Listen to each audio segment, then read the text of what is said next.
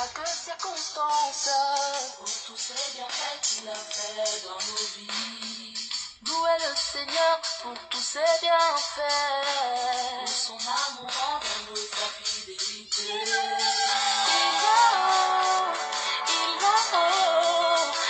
a redonné la vie à mon âme. Après tant d'années de souffrance, Christ a redonné la vie à mon âme. Il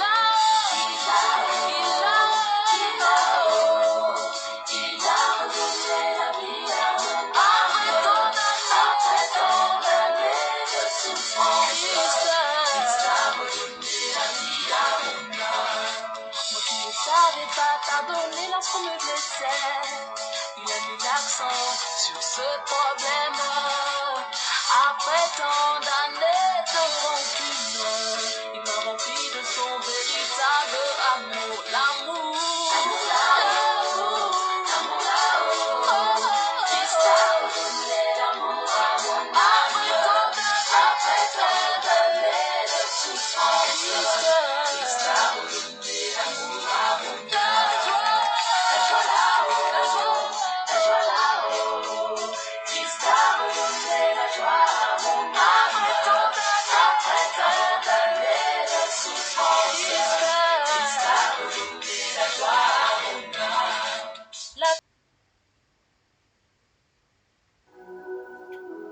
À la lumière de la parole, Dieu qui tue Adam pour former Ève, bien-aimé. Alors aujourd'hui, notre enseignement, nous allons essayer de creuser, d'aller en profondeur dans la révélation, pour comprendre l'action du soldat romain qui avait pris la lance. Il a percé le côté de notre Seigneur Jésus. Et quand il a percé le côté de notre Seigneur Jésus, l'eau et du sang a coulé, bien-aimé. Lorsque le soldat romain, il a pris la lance et qu'il a percé le côté de notre Seigneur, la parole de Dieu nous dit que il y a l'eau et le sang qui sont sortis, bien-aimé. Bon, dans cet enseignement, le but de cet enseignement aujourd'hui, ça serait de savoir quelle réalité spirituelle le sang et l'eau qui coulent du côté percé de notre Seigneur Jésus-Christ à la croix révèle-t-il, bien-aimé. Et c'est là, nous allons essayer d'aller dans la révélation pour comprendre cette écriture. Bien-aimé dans le Seigneur, vous savez, Dieu, la parole de Dieu, c'est tout un mystère, dans le sens où, si vous n'avez pas l'Esprit du Seigneur, si vous n'êtes pas connecté à l'Esprit du Seigneur, vous ne pouvez pas comprendre les Écritures, bien-aimés. C'est pour ça, c'est pas possible de comprendre Dieu, c'est pas possible de comprendre Christ noir sur blanc, avec les Écritures noir sur blanc, bien-aimés. Bon, pour comprendre, c'est pour ça que la parole de Dieu nous dit que l'Esprit sonde les profondeurs de Dieu, bien-aimés. Bon, nous comprenons que Dieu a les profondeurs. Bon, pour comprendre les profondeurs de Dieu, parce que Dieu, il a la capacité de se cacher dans les Écritures, et la parole de Dieu nous dit que Dieu se laisse trouver par celui qui le cherche. C'est pour ça, nous ne pouvons pas seulement nous rattarder seulement à la lettre pour comprendre certaines paroles. C'est pour ça, nous allons prendre une écriture. Nous allons prendre 1 Corinthiens chapitre 14 à partir du verset 6. 1 Corinthiens 14 verset 6. Et maintenant, frères, de quelle utilité vous serais-je si je venais en vous parlant en langue? En vous parlant en langue, et si je ne vous parlais pas par révélation, ou par connaissance, ou par prophétie, ou par doctrine, bien aimé. Bon, nous voyons que un bon enseignant de la parole doit avoir la doctrine, la connaissance, la prophétie, la révélation. Il doit avoir cela. S'il manque un des deux, ça c'est un enseignement boiteux, bien-aimé. Nous ne pouvons pas comprendre Dieu seulement avec le noir sur blanc. C'est pas possible. C'est ça les Écritures disent que la lettre tue, bien-aimé. Il y a certaines choses que si vous lisez noir sur blanc, si vous n'avez pas la révélation, bien-aimé, ça serait problématique pour comprendre certaines choses. C'est pour ça, toute personne, pas tous ceux, la parole de Dieu doit avoir ces choses-là.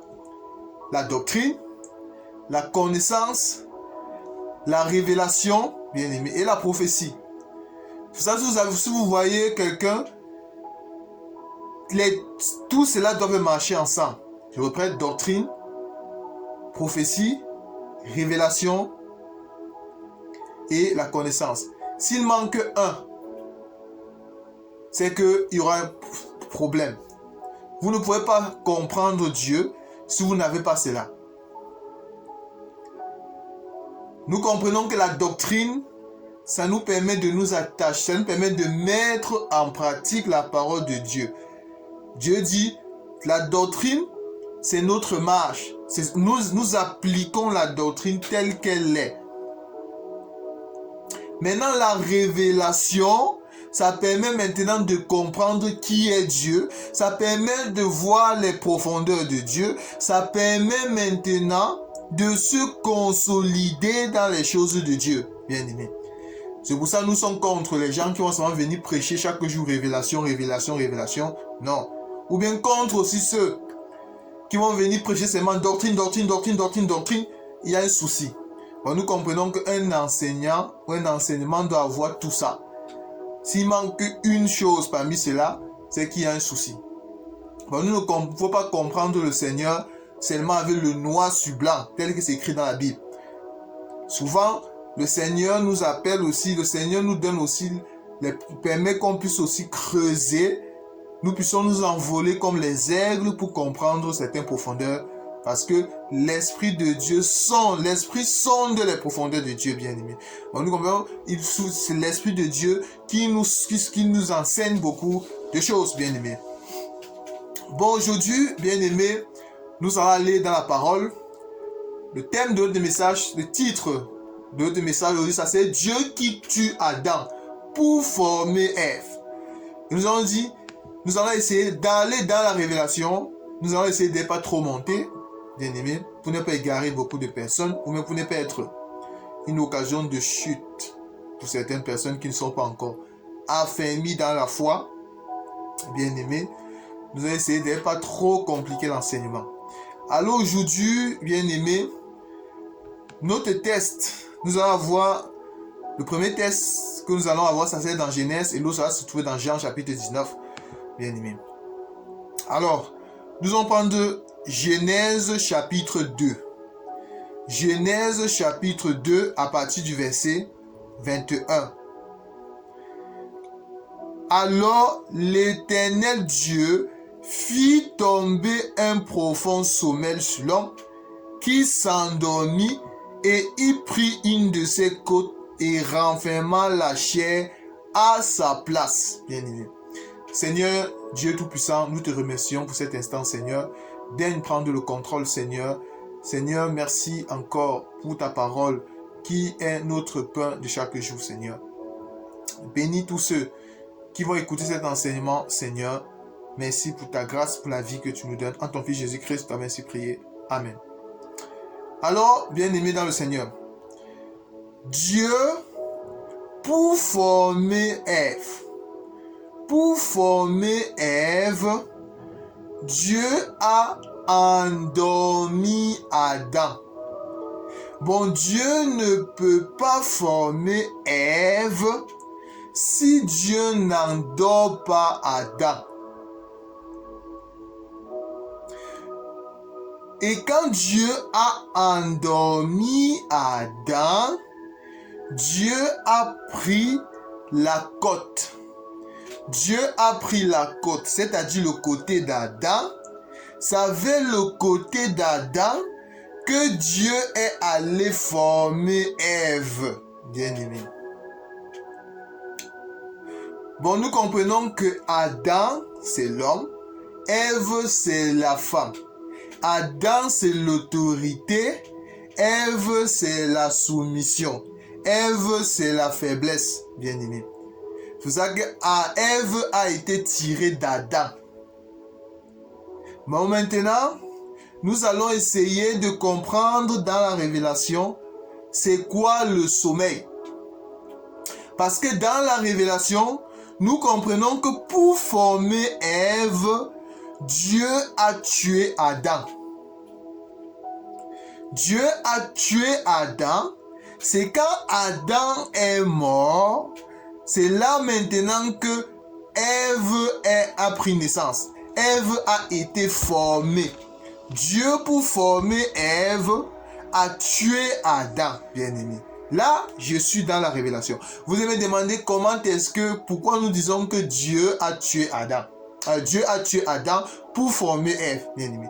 L'Écriture nous dit que alors l'Éternel Dieu fit tomber un profond sommeil sur l'homme qui s'endormit. Mais maintenant, c'est quoi le sommeil selon Dieu? Adam qui s'endort. C'est quoi Adam dans la révélation qui s'endort? Nous comprenons que Adam qui s'endort, c'est le processus de Dieu qui tue Adam. Pourquoi? Nous allons prendre une écriture. Nous allons prendre... C'est quoi s'endormir selon Dieu? Nous allons prendre Jean, chapitre 11. Jean, chapitre 11. Jean, chapitre 11. Jean 11. Alors,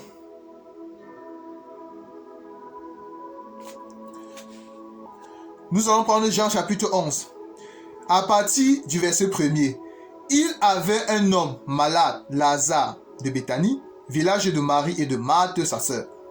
C'était cette Marie qui oignit les parfums le Seigneur et qui lui essuya les pieds avec ses cheveux. Et c'était son frère Lazare qui était malade. Les sœurs envoyèrent dire à Jésus, Seigneur, voici celui que tu aimes est malade.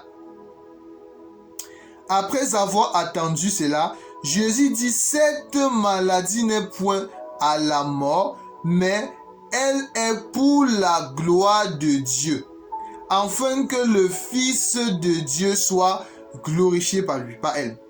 Or, Jésus aimait Marthe et la sœur de Lazare. Lors donc qu'il y eut appris que Lazare était malade, il resta 2 jours encore dans le lieu où il était. Et il dit ensuite aux disciples, retournons à Judée. Les disciples lui dirent, Rabbi, les Juifs, tout récemment, cherchaient à te lapider, et tu retournes en Judée? Jésus répondit, n'y a-t-il pas 12 heures au jour?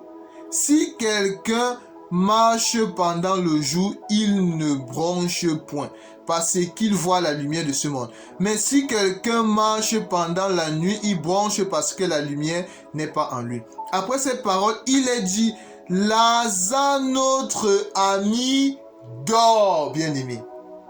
Lazare, notre ami, dort.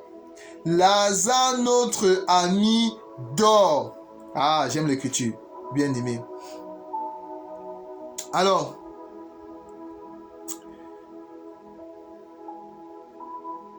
mais je vais le réveiller. Bon, notre Seigneur Yehoshua, il dit à ses disciples, Lazare, notre ami, dort, je vais le réveiller. Je vais le réveiller, bien-aimé. Alors, les disciples lui disent, Seigneur, s'il dort, il sera guéri. Jésus avait parlé de sa mort, mais il crut qu'il parlait de l'assoupissement du sommeil.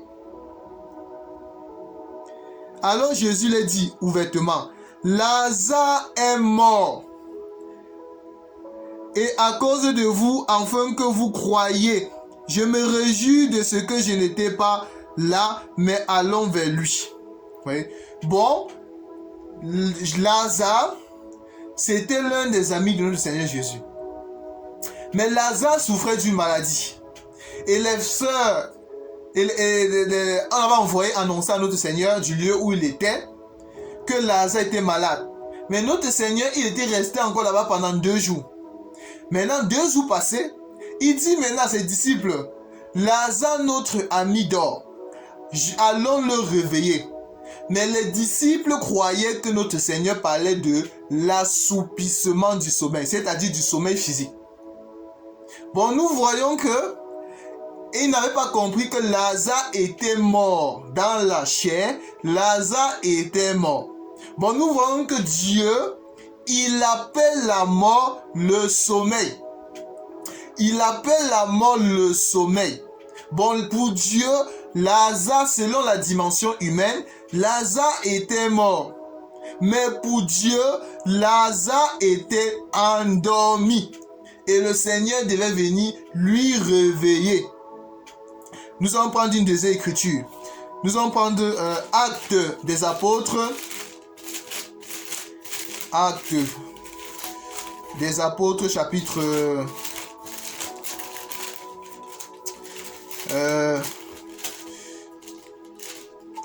Actes des Apôtres, chapitre 8.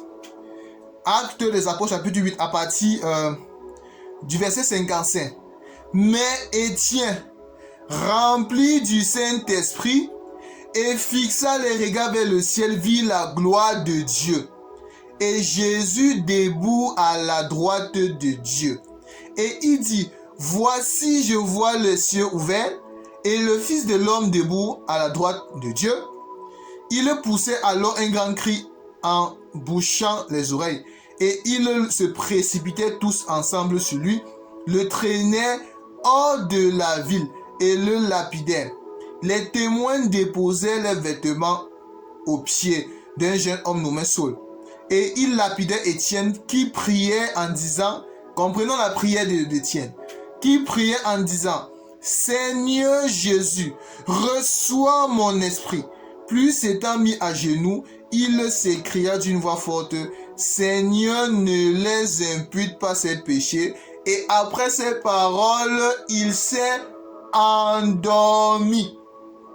Il s'est endormi, bien-aimé.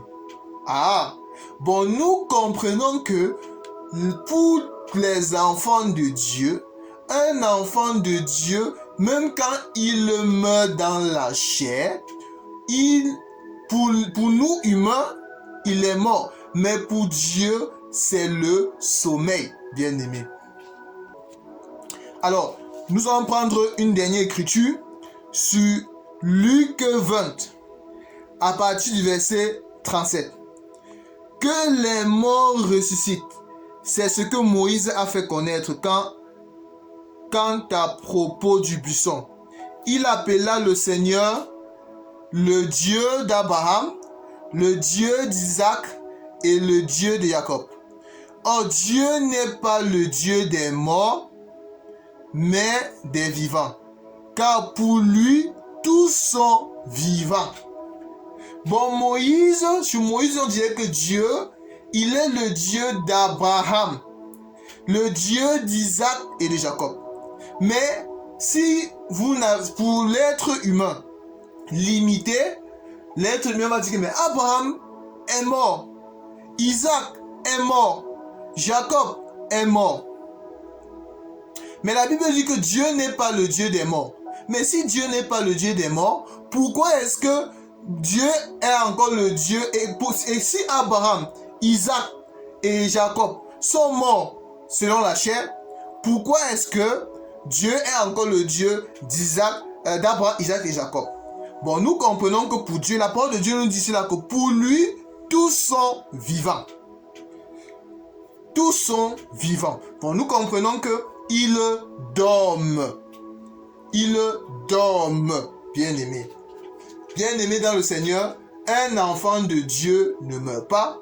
Bien sûr, nous mourrons dans la chair, mais pour Dieu, nous dormons, bien-aimés. Bon, nous comprenons que pour former Adam, Dieu a donné un sommeil. Adam s'est endormi. Bon, Dieu a tué Adam dans la Révélation et Dieu a pris la côte d'Adam pour aller former Ève. Pour aller former Ève. Et nous allons voir que nous allons prendre une écriture. Nous allons prendre une écriture dans 1 Corinthiens. 1 Corinthiens. Alors, c'est 1 Corinthiens 15.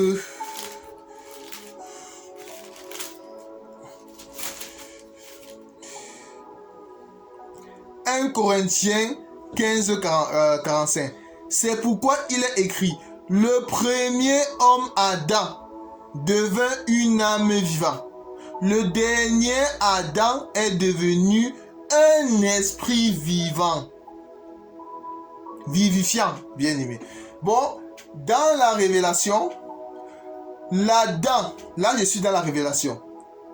Adam, l'Adam que Dieu a tué pour former Ève, il s'agit de notre Seigneur Jésus. Et Ève ici, dans la Révélation, représente l'Église, représente la femme de Dieu, de Jésus, représente l'épouse de Christ, tel que Paul nous dit dans c'est dans 2 Corinthiens, chapitre 11, à partir du verset 2. Car je suis jaloux de vous d'une jalousie de Dieu, parce que je vous ai fiancé en un seul époux, pour vous présenter à Christ comme une vierge pure. Bon, nous voyons que Christ, c'est lui l'époux, et nous sommes l'épouse. C'est-à-dire, c'est Christ qui est la tête et nous sommes le corps. C'est Christ qui nous donne la sémence. Christ, c'est l'homme. Lorsqu'on parle de homme, ne voyez pas homme physique, c'est-à-dire l'autorité. Et nous sommes la femme, parce que nous recevons la sémence de Christ. Bien aimé. Bon, c'est Adam qui forme Ève. Bon, le Adam qui a été tué pour que nous soyons formés dans la révélation, il s'agit du Seigneur Jésus-Christ. Tel que Jean chapitre 19. Jean chapitre 19.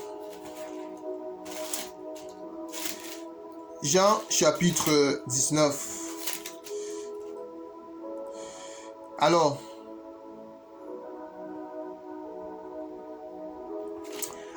Jean chapitre 19, à partir du verset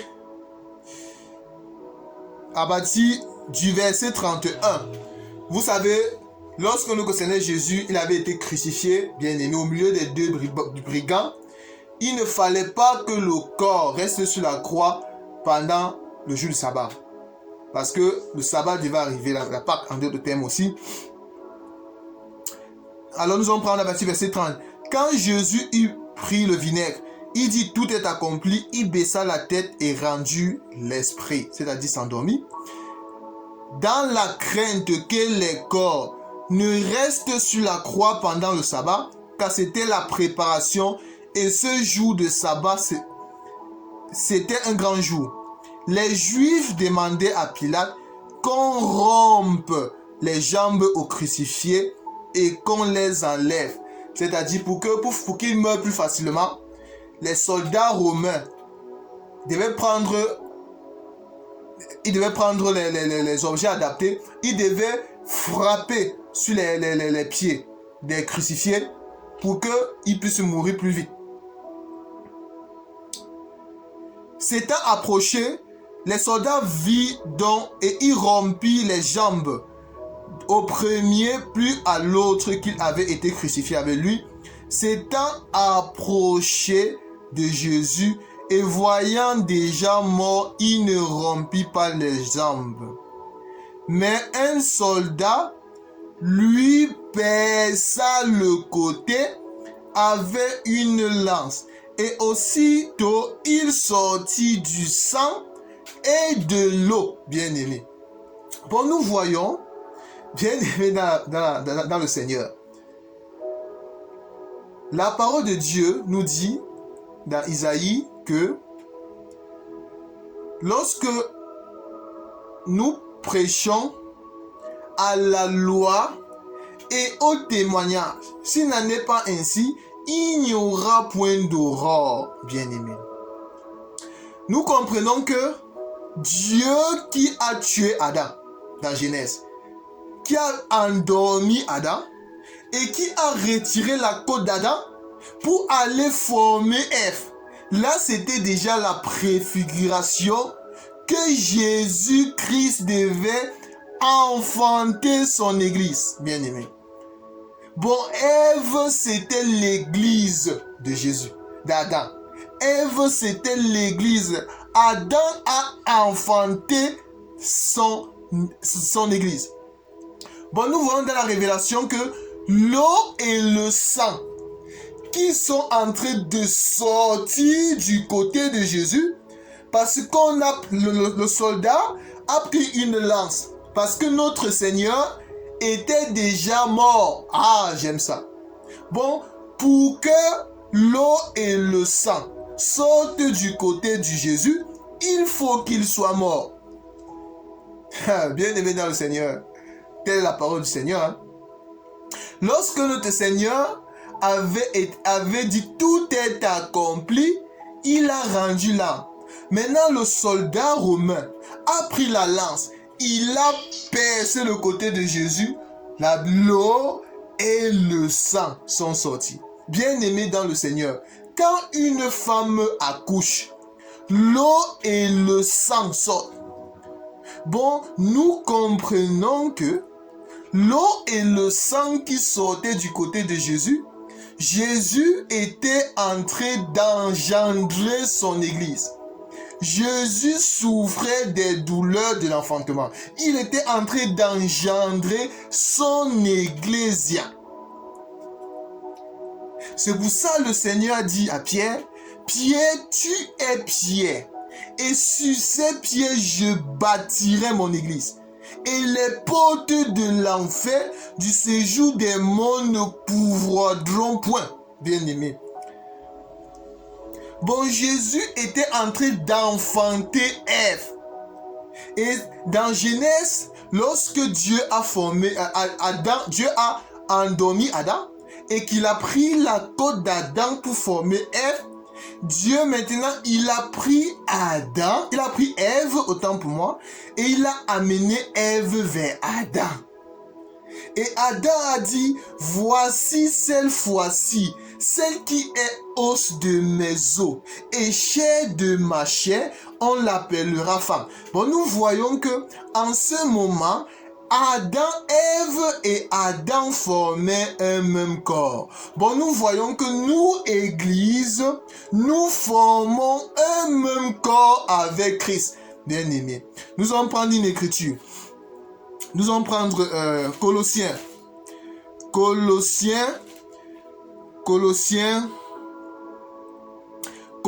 chapitre 1er, à partir du verset 18.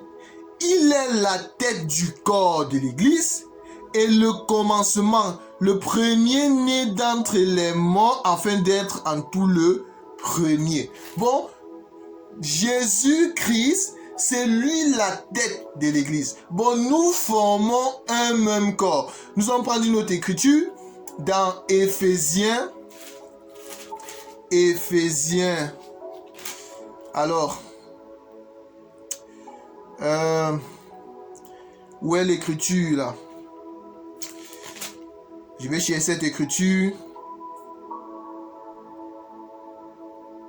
Alors, c'est Éphésiens chapitre 1er à partir du verset 22.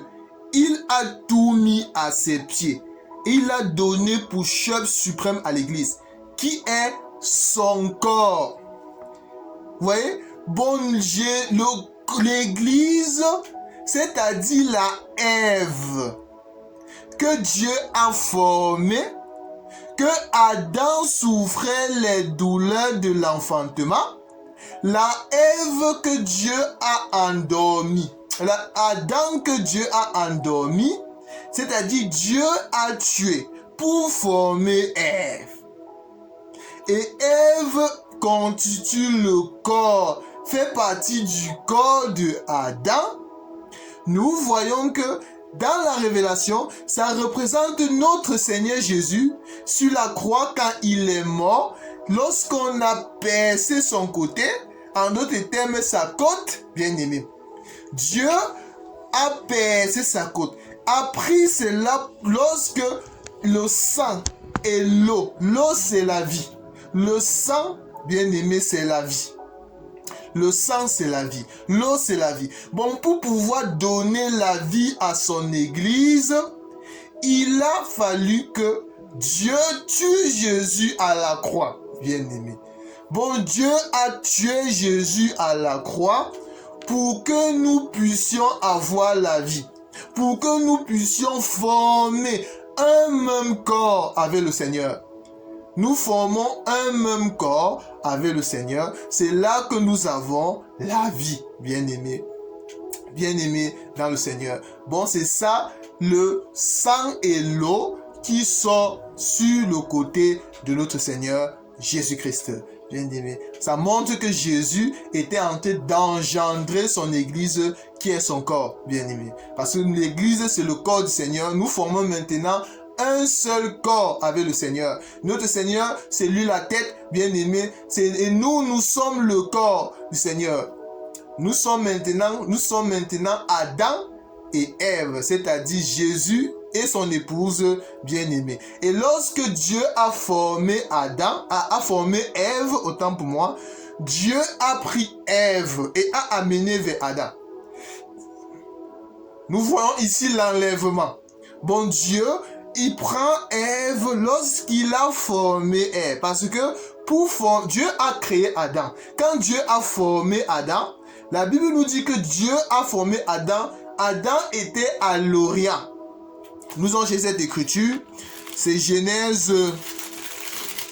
Alors, c'est quoi l'écriture? On va dire l'écriture.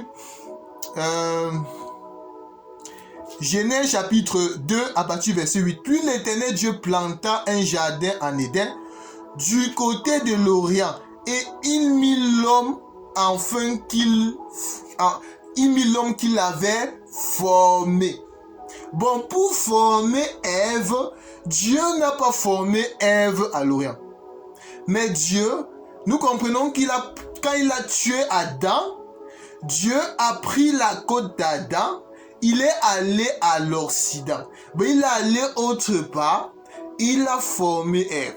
Bon, Dieu forme Ève. Maintenant, quand Ève doit avoir la forme que Dieu veut, quand Dieu va perfectionner Ève, quand il va travailler Ève, quand Ève va atteindre la maturité, la forme que Dieu veut, Dieu prend Ève, il l'amène vers Adam, bien aimé. Bon, nous voyons que le processus de Dieu qui prend Ève pour amener vers Adam, nous sommes en train aussi de voir l'enlèvement de l'Église.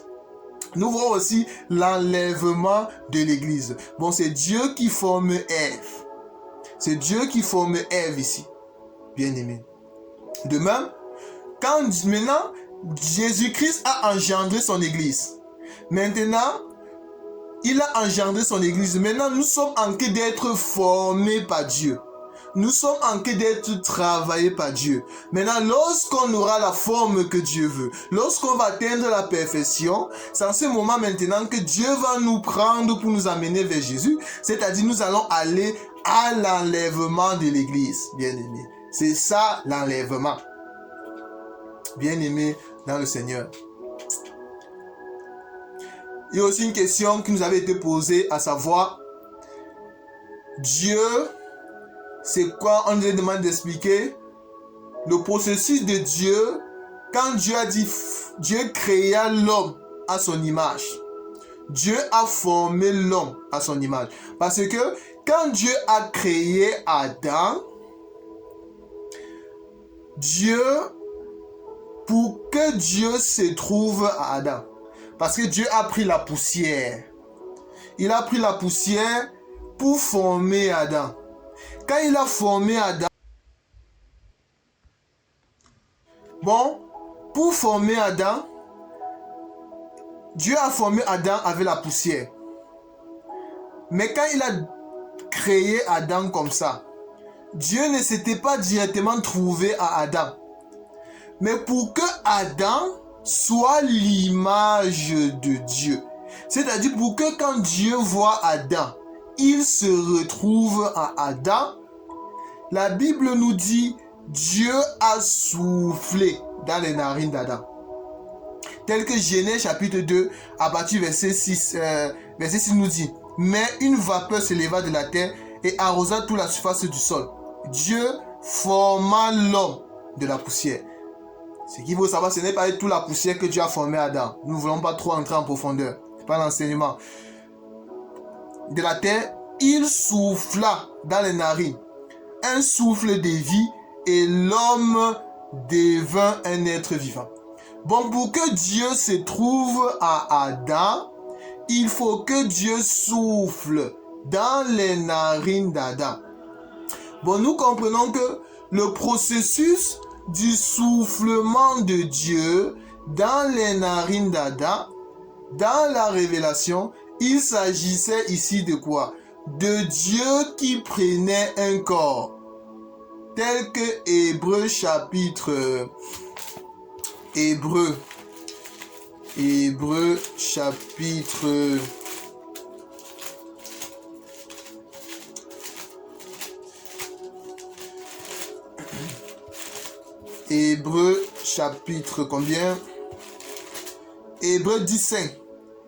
Hébreu 10 à partir verset 5.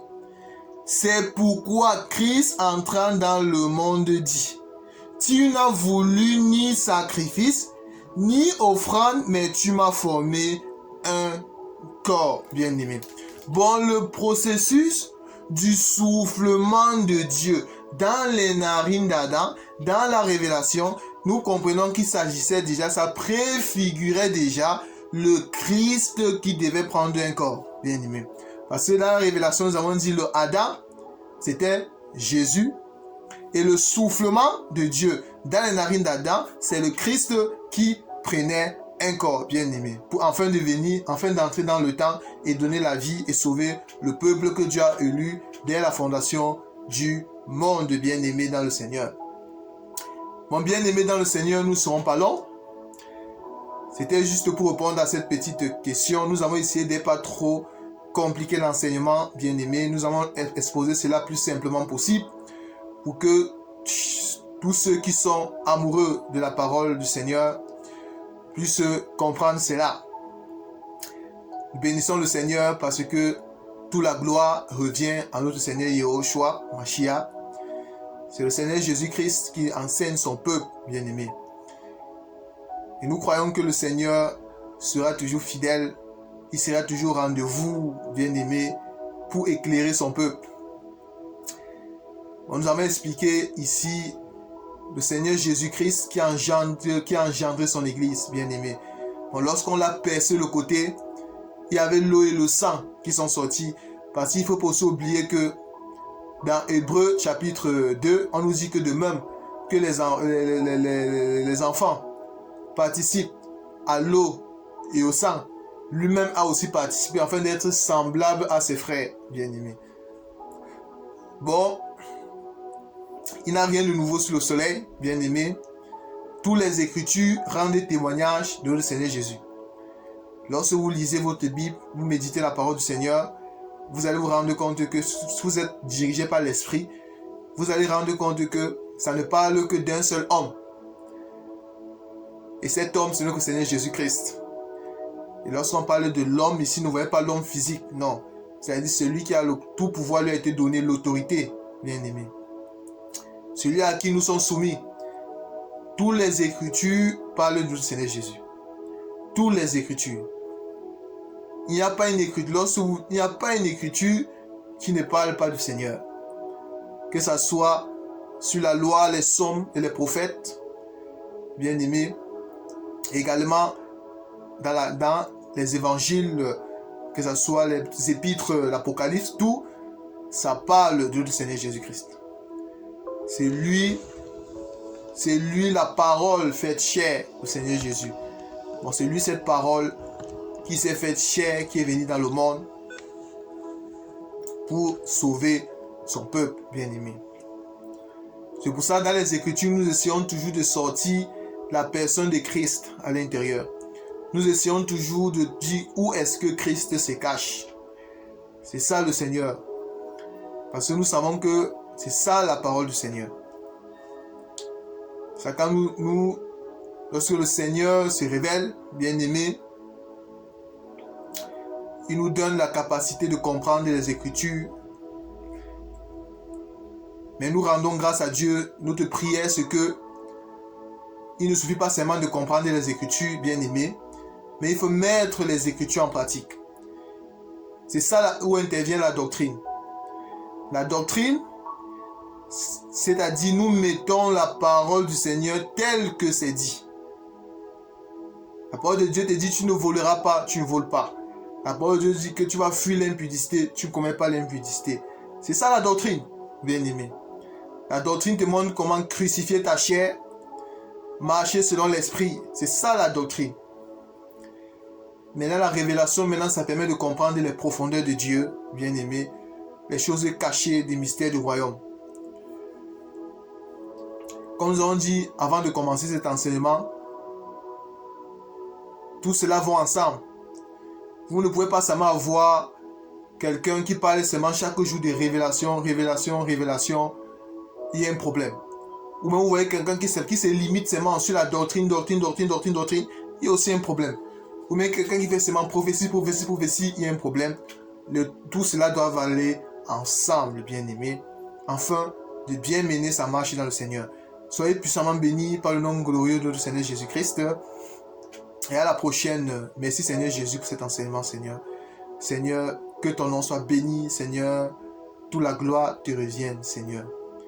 Merci pour la vie, le souffle de vie que tu nous donnes, Seigneur. Merci pour ta main qui est sur nous, qui nous garde, qui nous protège chaque jour. Et que toute la gloire te revienne. Bénis mon frère, bénis ma soeur. En ton Fils, Christ Jésus, nous t'avons ainsi prié. Amen.